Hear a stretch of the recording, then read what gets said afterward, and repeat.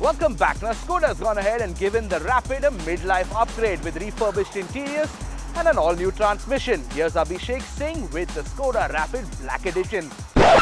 So the bourgeois have their cars packed to the gills with bells and whistles. And in today's day and age, even the Joe Public car buyer wants some of those things in what he drives.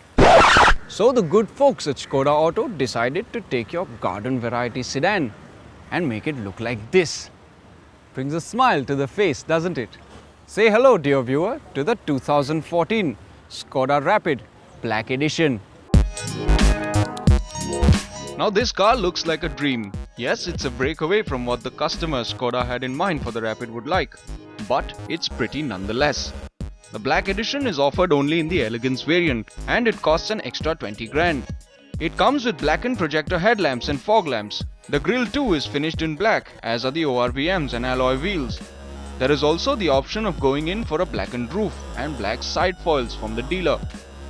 The inside remains unchanged and comes with the same high quality interior with good fit and finish. The front and rear seats are comfortable with abundant space, and the wide rear bench can comfortably seat 3 people. The top end one we drove also had additional features like rear parking sensors, cruise control, a card holder, and new design 15-inch alloy wheels. And while you're inside, there's also this, the 7-speed DSG dual clutch gearbox that Skoda is only offering with the diesel Rapid. With the addition of the new gearbox and the funky Black Edition package, the Rapid finally packs a punch which will make the competition take notice.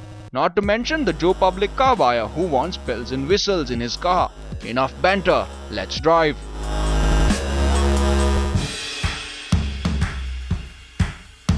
The new Rapid is powered by a downsized 1498cc engine which puts out 103 bhp and 250 Nm of torque. These are similar figures to the petrol versions of the Rapid, despite the fact that the engine capacity on the diesel is 100cc lower. The DSG Auto Box is always a great thing to have, but in the new Rapid, the shifts border on sluggish, and that does not bode well for driving in traffic, which is where this car is going to spend most of its life. Having said that, when you're out driving on the highway or on a nice open stretch of road, the Rapid makes up for what is lacking at slow speeds. And once the car settles in, it really is a joy to drive. There is turbo lag below 1800 RPM, but post that there's a huge surge of power and the abrupt power delivery can make it difficult to drive smoothly. But one thing is for sure, overtaking in the new Skoda Rapid is quite easy, thanks to all the torque on offer.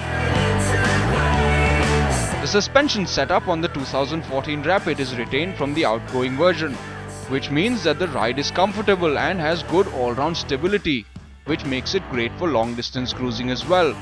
You may feel especially large potholes thumping through to the cabin, and at high speeds there's a bit of bobbing over undulations, but it never gets uncomfortable. Handling is sharp and fun can be had at the wheel.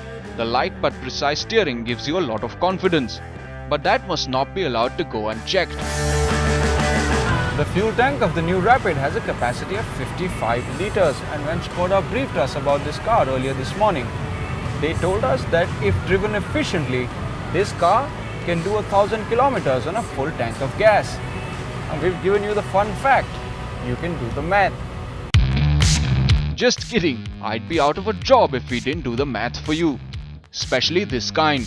So 1000 kilometers in 55 litres. That's approximately 18 kilometers to the litre, which as far as mileage of an automatic goes is bloody good. If you were to ask Sharma uncle who stays down the street whether he thinks automatics can be more frugal than stick shifts, we know he'd laugh in your face. But Skoda claims that their high-tech dual clutch variant guzzles less gas than the manual one, and we believe them for the most part. But then the DSG will come at a premium, and we put that at around 1 lakh above the price of the manual. So should you pay that premium? We say yes. And while you're at it, pay the extra 20 grand for the Black Edition package as well, and there's no need for aftermarket modifications. Saves you a lot of trouble.